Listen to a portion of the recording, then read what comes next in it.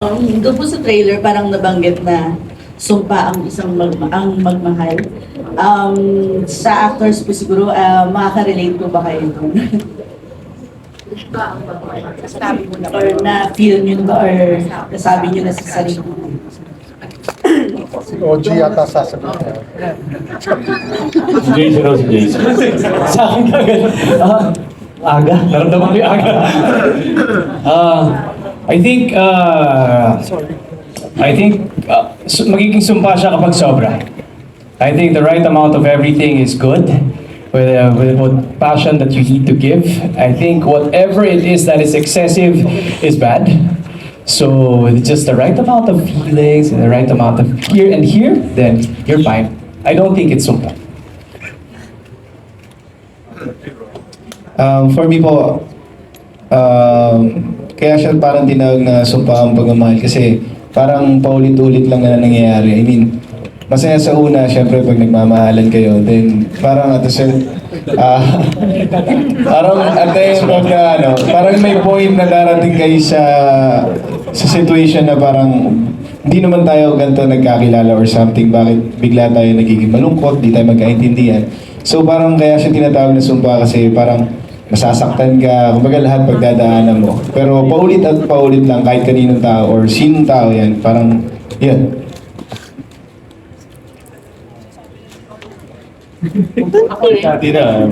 I beg to disagree with all of you. Di ba?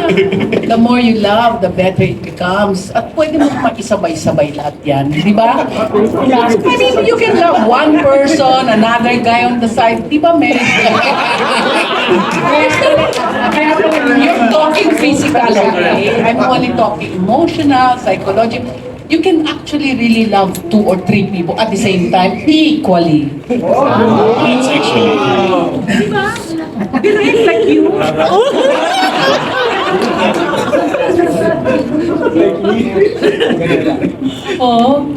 Nasabi na nila lahat. I think pwede siyang maging sumpa, siguro. Kaya siya tinawag na sumpa sa film kasi without spoiling much, siguro, pag nagmahal ka kasi talagang gagawin mo ang lahat kahit ano, para lang makita mong maging okay yung minamahal mo. Pero ako, personally, hindi sumpa ang pagmamahal. Nasabi na nila eh. Taking it from the film's perspective, it's you will really you'll have to watch it.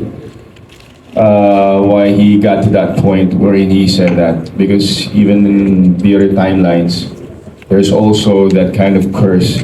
But for me personally, I only think it is a curse if it becomes toxic already. Pag toxic na yung relationship ninyo, di ba? So, but love is love, no matter how or what. When it's coming from the heart, it should be celebrated. Last question for Direct Derek or Sir Enrico po siguro. Kasi yung Mallari, reading lang, parang medyo, hindi naman siya talagang horror yung dating, yung story ni Mallari. Pero paano niyo po nagawa yung, na-mix yung pagka-horror sa nahirapan po ba? Yung totoong kwento ng Mallari na nasa Google at na-research namin sa Pampanga, syempre serial killer yung basis. Pero sobrang konti ang laman, sobrang konti as in, pero pagyayabang nakarating pa sa Madrid, nagpatawag pa kami para hanapin sa, walang makuhang data. So sabi namin, ni Direk, pwede naman itong gawin nating Dahmer. Pero pwede natin gawing Pinoy, kung saan ang cause ng lahat ng patayan at ang cause ng takot sa Mallari ay may pinanggalingan hindi lamang sa tao nang galing. Kaya doon nagsimula ang pagiging supernatural niya.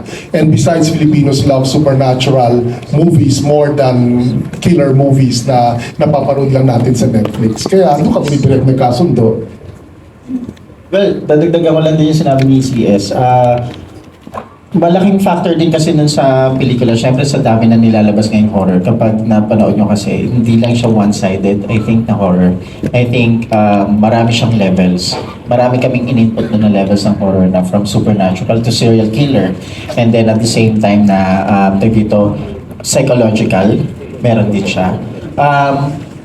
Going back doon sa pinopoint nga doon sa question na kung madali ba siya na i-merge yung tatlong timeline.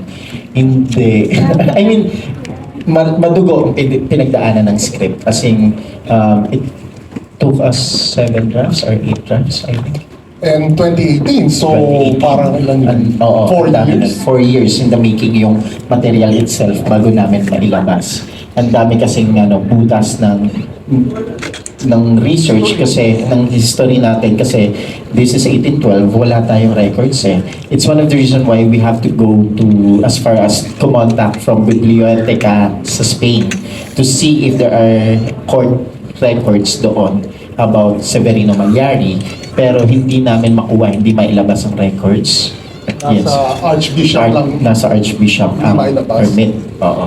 Tsaka magastos eh, kaya nahirapan kami. Buting lang may Bryan na gumastos. Otherwise, we wouldn't have seen the light of day. Dahil ang mahal. Okay. Next we have Tessa Mauricio Oriola, editor of Manila Times.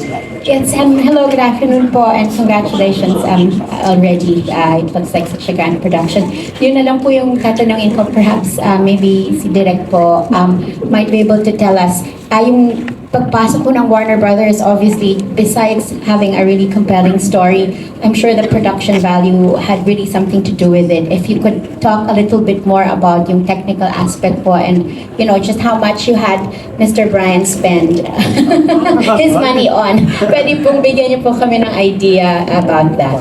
Well, in terms of production value, it's one of those things. I do remember, Brian, kailan tayo nag-usap nito? I think parang first quarter pa this year, last year. Nung first quarter pa last year. And then, na-mention ko na kay Brian na parang, uy, malaking project to ha. Yun. I mean, hindi siya yung biro-biro na proyekto.